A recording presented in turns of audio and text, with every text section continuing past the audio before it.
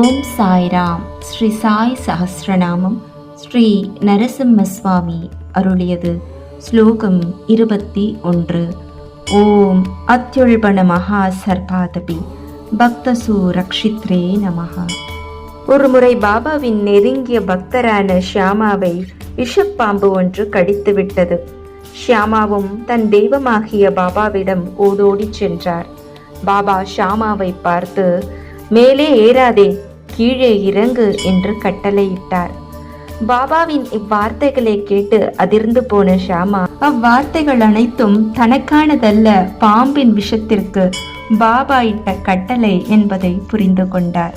மேலும் ஒரு சந்தர்ப்பத்தில் பூட்டி என்கின்ற பக்தருக்கு ஜோதிடர் ஒருவர், இன்று உனக்கு பாம்பினால் அபாயம் உள்ளது என எச்சரித்திருந்தார்.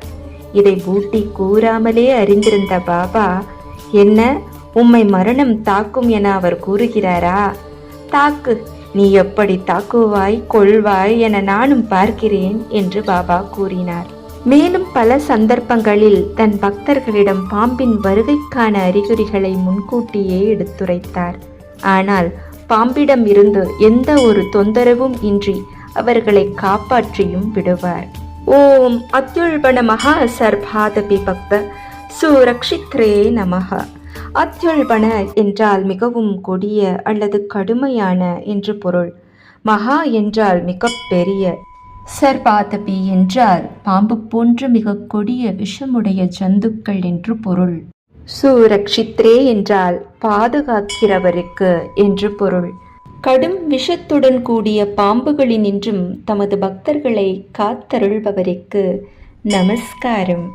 துவாரகமாயின் குழந்தைகளை பாம்பு என்ன செய்துவிட முடியும் என்று நம்பிக்கையான வார்த்தைகளை தன் திருவாய் மலர்ந்த பாபாவை ஓம் அத்யுல்பண மகா சர்பாதிபி பக்த சுரக்ஷித்ரே நமஹ என்று போற்றுகிறோம். ஜெய் ஜெய் சாய்ராம்.